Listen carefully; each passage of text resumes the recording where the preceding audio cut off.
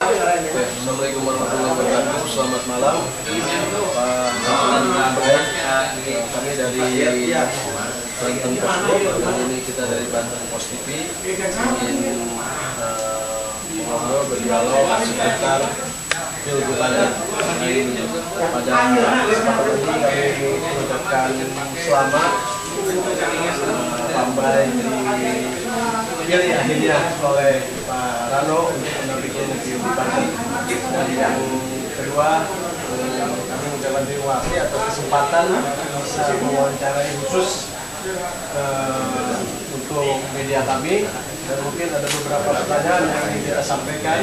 Yang pertama adalah Pak Mbay ini dikenal sebagai tokoh dengan latar belakang yang lengkap, disebut sebagai ulama, kemudian jawara, kemudian juga pengusaha. Kemudian tiba-tiba namanya tidak terlihat dalam bursa calon wakil gubernur, tapi tiba-tiba muncul di kita. Nah, gimana tanggapan Pak Haji Mbay dengan proses yang begitu cepat ini? Ya, jangankan orang lain, saya sendiri pun terkejut. Kok saya yang dipilih? Nah, ini tentunya ini semua tidak ada lepas daripada kehendak Allah. Saya jangankan berpikir, jangankan niat, jangankan berusaha. Ya, selama ini saya sudah menjauhi hiruk-pikuk dunia politik praktis. Karena saya tahu betul bahwa dunia politik praktis bukan dunia saya.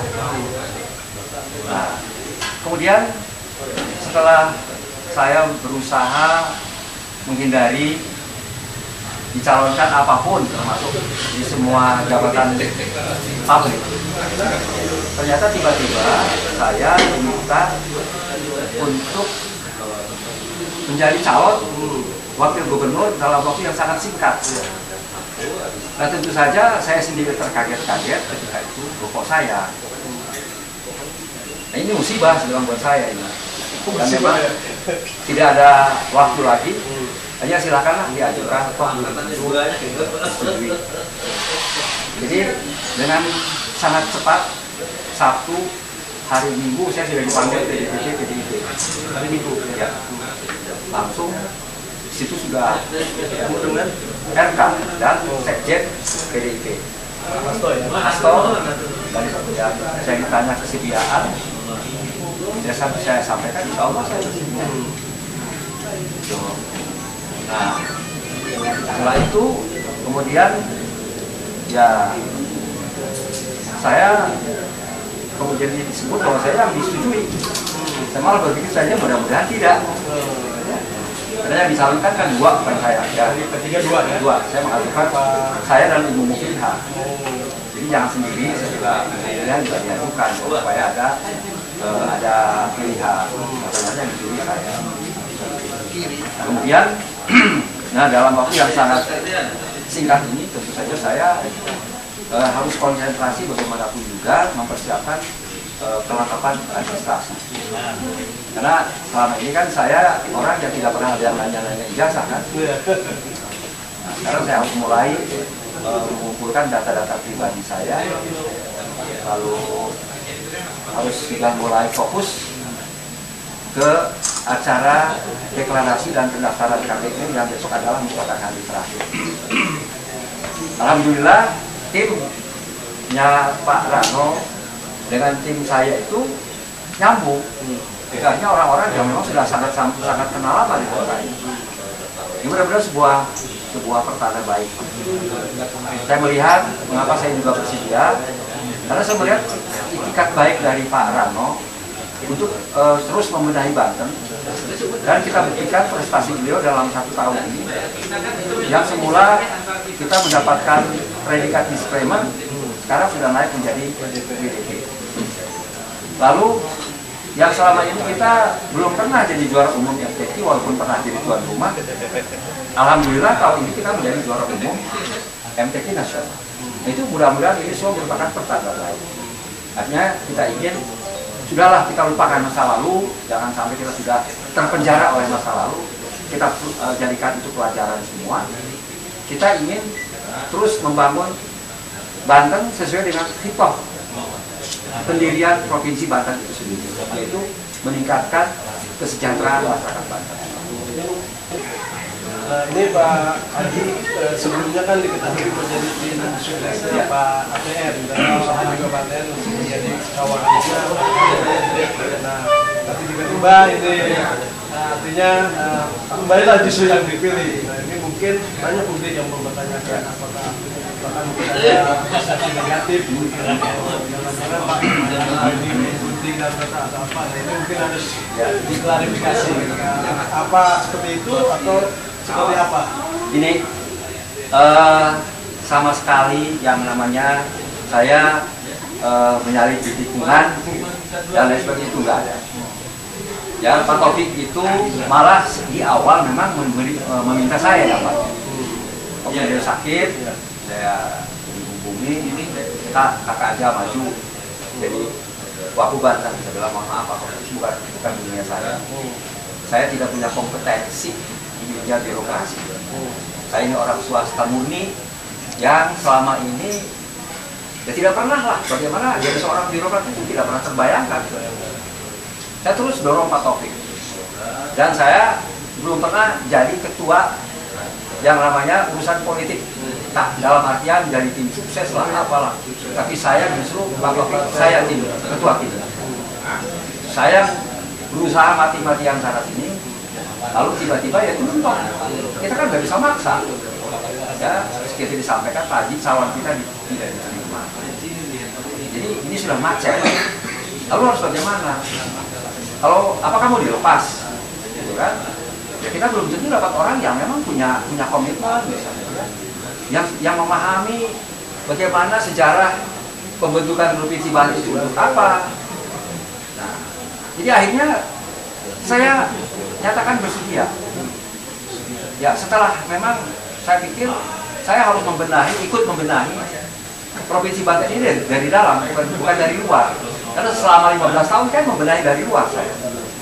Ya, saya bicara lantang kadang-kadang, saya kritis, tapi tidak efektif kan. Justru kata teman-teman waktu itu Pak Haji itu lebih efektif kalau ada di dalam. Di belakang ini terus yang memotivasi saya juga. Sampai-sampai saya kalau Pak Haji mundur, tidak bersedia, Pak Haji pengecut. Waduh, saya bilang ini sesuatu yang sangat saya bilang menjijikan. Ya, saya ini bukan turunan pengecut. Saya turunan pemberani.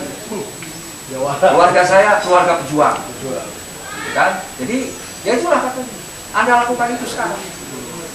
Nah, oleh karena itu di dalam saya mencalonkan diri sebagai cawagup, tidak ada kepentingan pribadi saya. Urusan pribadi saya, dunia saya sudah selesai. Yang mau apa lagi? Ya. Nah, barangkali yang bisa saya tularkan nanti kepada, katakanlah kalau saya jadi, itu bagaimana hidup normal dalam artian hidup sederhana, jujur, disiplin. Ya, itu yang perlu mungkin saya, karena kita tidak bisa hanya ngomong. Kita perlu bagaimana sih mempraktekkan sikap-sikap yang baik itu dan bagaimana dampaknya pada kehidupan kita, keluarga dan masyarakat. Itu yang ingin saya tularkan. Nah, Pak Haji, ini kan sudah kelihatan bahwa konstelasi politiknya kemungkinan besar ini hanya ada dua pasangan. Ya. Ada Pak Rano dan Pak Jimbai, dan di satu pihak ada Pak Wahidin Halim. Bagaimana optimisme Pak Haji baik pasangan ini, apakah ini akan yakin menang atau seperti apa nih? Akan berjuang lebih keras lagi pertarungannya? Ya, insya Allah saya memahami rival kami itu orang hebat. Ya, Pak Wahidin dengan latar belakang birokrat 2 periode, kemudian ditambah dengan mungkin dengan dana yang tidak terbatas. Sementara Pak Rano pengalaman di birokrasi katakanlah yang full itu dia baru 1 tahun, ya, dan saya tidak punya pengalaman. Masalah pidanaan juga barangkali ya hanya akan mengusahakan sesuai kebutuhan, karena kita tahu bahwa saya anti money politik Tapi kalau kos politik itu pasti harus ada. Kos politik ada, tapi Harus ada. anti money politik. Anti money politik. Sebab money politik itu ya haram hukumnya. Nah, jadi insya Allah bagaimanapun juga kami akan tetap berusaha terus dengan segala kemampuan yang ada, dan motivasi saya adalah bukan kepentingan pribadi. Ya, mudah-mudahan yang saya lakukan ini juga merupakan bagian dari tanggung jawab saya yang telah ikut menjadi pejuang pembentukan Provinsi Banten, dan mudah-mudahan masyarakat tidak marah-marah lagi sama saya. Ya, karena ketika Banten berantakan itu saya dimarah-marahin. Karena salah satu pendiri. Ya, Bapak harus tanggung jawab. Bapak itu tidak bisa angkat tangan, tidak bisa lepas tangan, harus turun tangan. Nah, itu mudah-mudahan dengan niat seperti itu, kan begini, di sana punya duit banyak. Ya, kalau saya kan tidak dituliskan oleh siapa-siapa, yang menugaskan saya kan Allah. Ya, kaya mana mereka dengan Allah? Gak ada apa-apanya.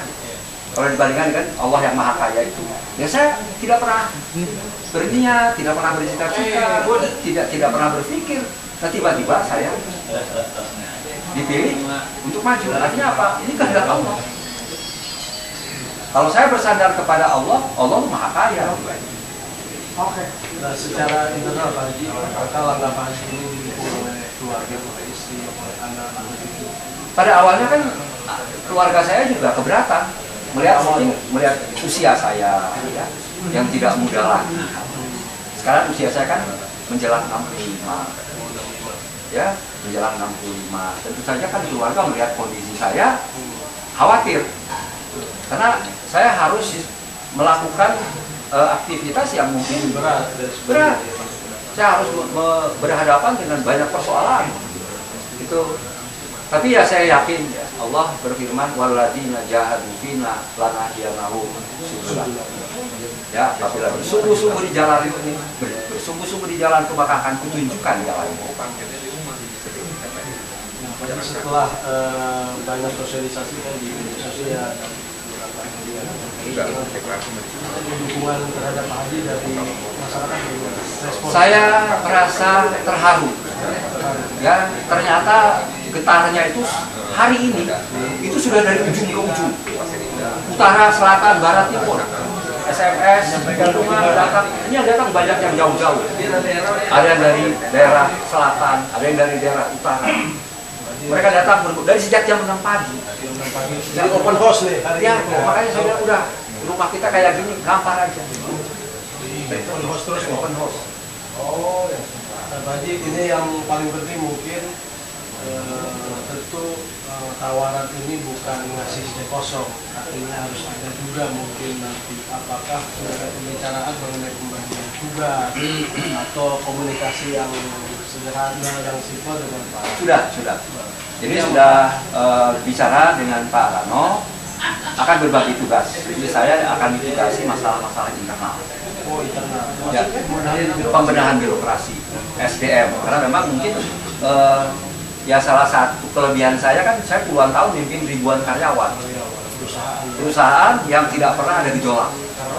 Ya, Manajemen perusahaan itu ya, yang akan nanti. ya, insya Allah. Begitu ya. Barangkali orang bisa melihat saya memimpin perusahaan berpuluh tahun dengan ribuan karyawan yang terdiri orang-orang yang berpendidikan rendah. Ya, tapi ya adem-adem saja. Tidak pernah ada demo. Tidak pernah ada demo. Modal mungkin Pak Haji itu nanti mempengaruhi. Nah, yang terakhir mungkin nih Pak Haji, masalah Banten terbesar adalah sebagai provinsi yang terkorup, kemiskinan masih dilihat di sini. Sebenarnya apa hal yang paling utama yang harus dibenahi? Saya kira yang pertama harus dibenahi adalah mental attitude, sikap mental. Sebab korupsi itu terjadi karena orang berpikir jabatan itu properti. Jabatan itu kesempatan untuk mencari pesugihan.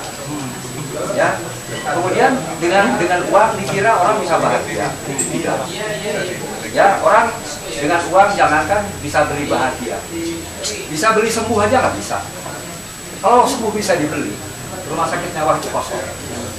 Ya, ini yang harus bisa dengan contoh-contoh.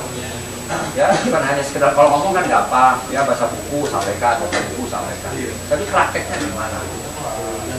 Nah, itu yang ingin mudah-mudahan saya bisa memberikan pemahaman-pemahaman bahwa bekerja itu adalah ibadah dan ibadah yang utama. Kemudian tujuan hidup kita bukan di dunia itu cuma numpang lewat. Ya, tujuan hidup kita adalah kampung akhirat. Di sanalah kita akan hidup selamanya. Di dunia ini kan kita cuma sekedar ya sekedar bernaung saja, mengembara saja.